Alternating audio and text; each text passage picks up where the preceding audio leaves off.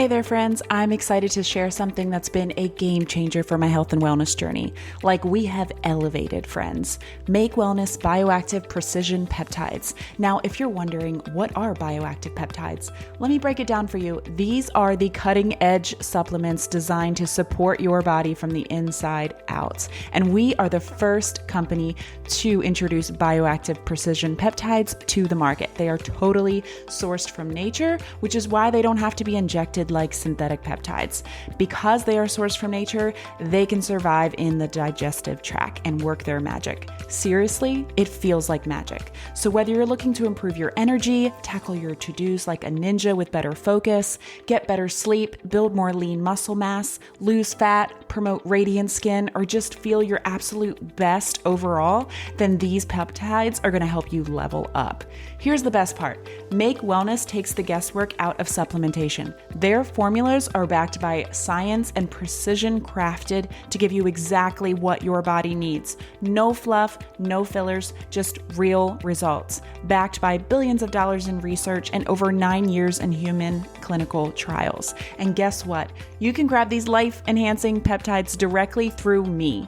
To learn more or place an order, just head to the link in the show notes or to my Instagram channel, Peptides Restock, where I'm giving you the inside scoop on all the products, restocks, and the amazing testimonials coming in daily. I'll guide you through the options and help you choose what fits your goals best. Head over to my Instagram at Miss Erica Renee and click on that Peptides Restock channel. Let's elevate together with Make Wellness because you deserve to feel unstoppable. So don't wait, reach out today, and let's start this journey toward a stronger, healthier, elevated you.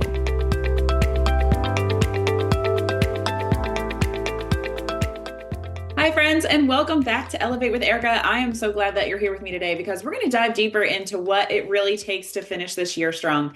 So in our last episode, we talked about making the rest of 2024 the best of 2024, and we got into the importance of taking small intentional steps to build momentum, right? But I know that there's still this big roadblock that we all hit eventually. And that's when the motivation kind of starts to fade.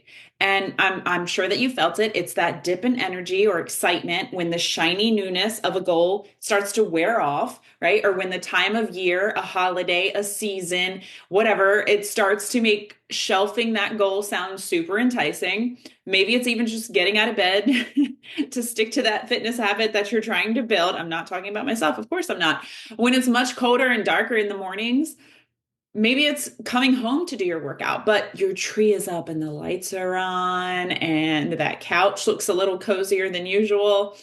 Maybe it's all the holiday food that's coming into your work and you think, well, it's just impossible to eat healthy this time of year. So I'm just going to nosedive into all these Christmas cookies because I can't eat healthy and enjoy life and enjoy the season. But that's absolutely not true. And I have full confidence that you actually know that. That's just things that we tell ourselves to give ourselves a pass. You know that that is not true. You know that there is a healthy balance and that that's actually what you want to strive to strike because that's the kind of lifestyle that you want to live, not one of restriction. So today we're going to tackle two things. How are we going to stay consistent when motivation fades? And then the mindset shifts that you need to keep going when things feel hard. So this is where the real transformation happens. And if you can master this, then you'll not only finish this year strong, but you'll step into 2025 feeling unfreaking stoppable, my friend. So how to stay consistent when the motivation fades? Well, let's get real. Motivation is like that friend. We all have one. They come to the party, right? They're all hyped up.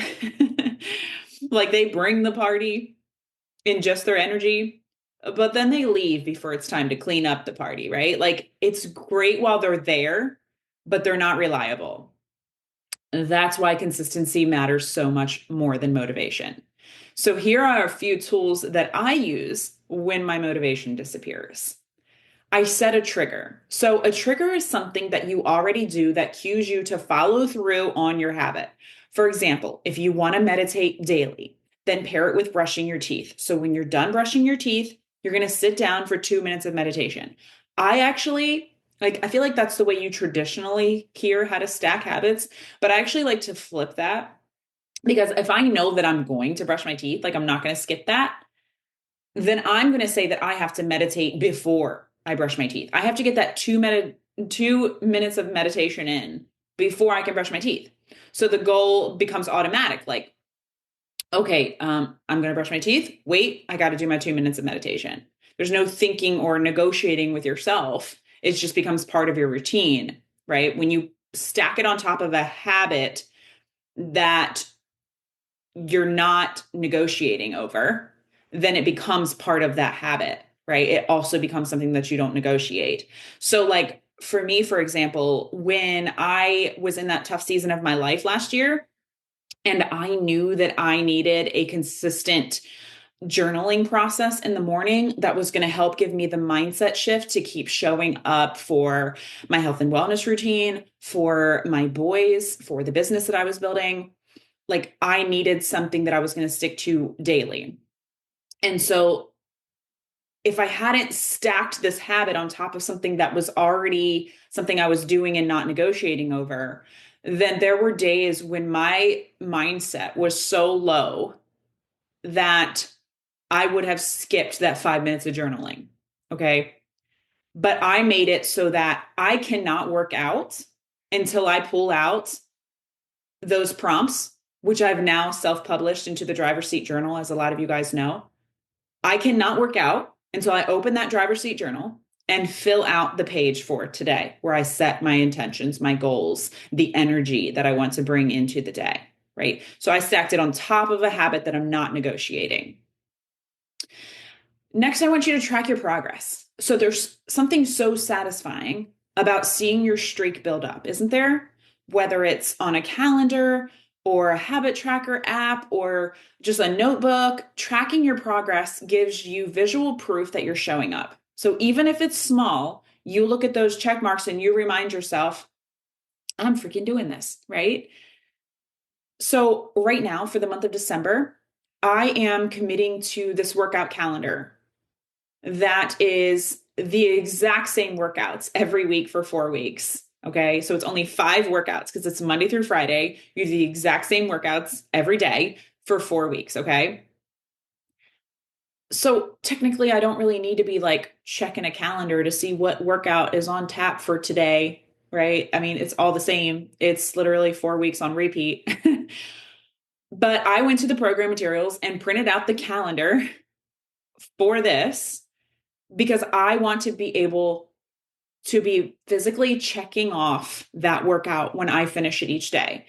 Because there is something, don't underestimate how powerful it is to get to the end of that first week when I've showed up that Monday through Friday for all of those workouts. And when you're checking off that Friday box, you're like, damn, I did that thing this week, right? I'm on track. It's just a little nod to your confidence, right? When you're halfway there, it's also like a look back, like, okay, well, I did that. I'm going to finish strong. Like, I'm not going to stop now. So don't underestimate, even if it's just a little silly tracker sheet, but checking the box every day to show that you've been showing up for yourself. And then I want you to celebrate those little wins. Like you don't have to wait for the big finish line to pat yourself on the back. I want you to celebrate every single small win. Did you drink your water today? Did you move your body for 10 minutes? Did you take a moment to pause and breathe? Celebrate it.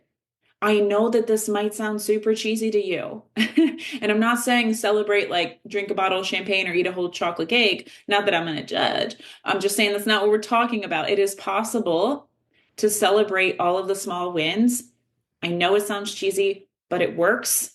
That little mental high five keeps the momentum going, even when that energy is not there. So, another step that you don't want to underestimate because you are saying negative things about yourself to yourself so many times throughout the day that you don't even realize it. It's just become the way that your brain works, right?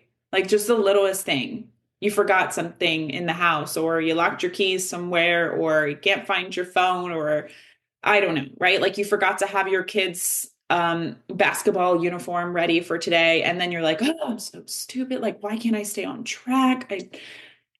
you start bashing yourself without even realizing it. And in order to fix that, we have to realize that these little mental high fives, these little cheesy moments where you stop and you tell yourself, you know what? You're kicking ass. Like you showed up today. You did what you said you were going to do. That's not weird. Let's make it weird to only talk to ourselves when we're bashing ourselves, right? And then I want you to plan for the dips. So let's be honest. There are going to be days when you just don't want to. And I want you to plan for those days. I want you to have a backup plan, like shortening your workout to 5 minutes or choosing a simple low energy task instead. The key is to keep showing up in some way, even if it's smaller than you planned. And I need to take a page from this book. I'm just going to call myself out. And I've talked about this several times on this podcast, and I still ain't got no better at it, you guys. I've been saying I want to learn to play the guitar for years, okay? And what I do is, if I can't show up for the 30 minutes that I said I was going to do, because when I Google searched how often you should practice the guitar if you want to learn how to play it, that's how much it told me I need to do. And if I can't do what Google said, then you know what? I'm just not going to do it. It just doesn't work in this season of my life. Someday I'll have more time. Versus, I don't know if you can see this piano behind me in the back corner, but if you're on YouTube, by the way, but my husband has been learning to play the piano. He committed to doing that this year. And you know what he does? Like some days he'll play for 40 minutes because he has the time. On other days, he'll play for 5 minutes and he'll be like, you know what? Like we had a busy day, right? You know what? I'm just going to go in here. I'm going to play the piano for 5 minutes. Okay. And then we can start the movie. Like if we're doing a movie night with the kids or something, just 5 minutes to keep showing up in some way. And that's why he's remained so consistent. And that's why he's seen so much progress playing the piano. I should be doing that same thing with the guitar. Even if I don't have time to commit the full 30 minutes, like just in some way, 5 minutes a day is a lot more than what I did this year because it's zero. So 5 minutes a day of playing the guitar, I would be leaps and bounds ahead of where I am right now, right? And for example, another example, this month I've been talking about in my Instagram stories and inviting people to join me in some 20-minute workouts. Because what I did is I surveyed the month in front of me. So I was wrapping up my November calendar where I was doing 45 minutes a day workouts, 5 days a week. And I looked at my December and what my husband and I have on the calendar, and I'm like, and I've also taken on an additional role at a local fitness studio where I'm teaching now 3 times a week. And I see that my schedule is like going to be hectic this month. And so I'm like, you know what? I'm going to set myself up for success. I want to be going out here to my home gym and still looking forward to showing up for my workout every day. And because that joy matters. And I want to maintain the consistency that I've had all year because consistency matters, right? So that joy and that consistency in that habit matters just as much, if not more, than the results that I'm getting physically. Because that's going to help me when I'm ready in January, when my schedule's a little bit more clear, to pick up that pace again, to maybe increase my workouts by 10 more minutes, right? Because I've maintained that consistency over the holidays, over my busy season. So that's another thing you can do. Just look ahead, plan for the dips, set yourself up for success, right? Don't overcommit to things that just aren't realistic for the season that you're in. Now let's talk about your mindset, because let's face it, if you're not careful, then your inner dialogue is going to become your biggest roadblock. And we talked about this a little bit in the last episode. But here's the thing, when you're feeling stuck or frustrated, it's easy to start asking yourself questions like, why can't I ever stick to this? Why am I so bad at following through? Why does this always happen to me? Does that sound familiar to you? Because I hear that so much from people I'm helping to get started on their health and wellness journeys, where they're just beating themselves up in their message to me, asking for my help.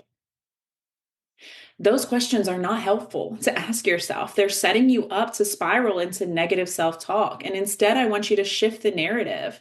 Like, I want you to ask yourself better questions. Like, what's one thing that I can do today to make this easier? How can I set myself up for success tomorrow, right? What would the most consistent version of me do right now? Notice I didn't say what would the most perfect version of me do right now. Those are things that we get confused, right? I want you to say, what would the most consistent version of me do right now? Because that's what's going to keep you showing up, even if it's not perfect. Those questions put you in a problem solving mindset, right? Like when I selected, I was like, okay, let me be real. I can do 20-minute workouts this month happily and consistently, but I'm not sure that I can stick to the 45-hour long workouts this month, right? So that's what's going to empower you to focus on solutions instead of the struggle. How am I going to revolve my life around these workouts this month, right? No, how am I going to make these workouts work for me this month?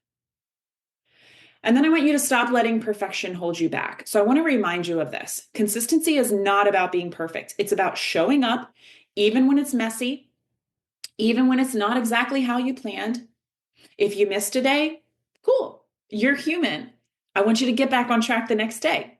One missed day doesn't undo your progress. Two missed days doesn't undo your progress. What matters is that you pick up and you keep going. The little mantra I love that we've all heard, progress, not perfection. Say it out loud though, because sometimes we just say that we're not actually living like that, right?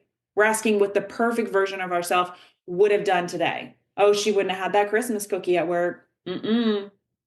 Right? No. What would the consistent you have done today? Progress, not perfection. She would have ate the Christmas cookie. And then she also would have had the salad that she packed for lunch that day or whatever.